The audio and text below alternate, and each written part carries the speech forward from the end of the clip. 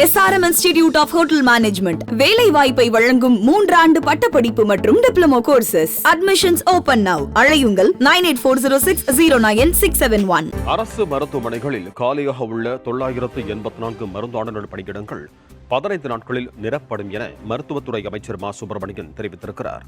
தஞ்சையில் செய்தியாளர்களை சந்தித்த அவர், சென்னை அரசு மருத்துவமனையில் தொடங்கப்பட்டுள்ள செயற்கை கருத்தறுத்தல் மையம் போன்று மதுரை காமராசர் அரசு மருத்துவமனையிலும் தொடங்க நடவடிக்கை எடுக்கப்பட்டு வருவதாக கூறினார்.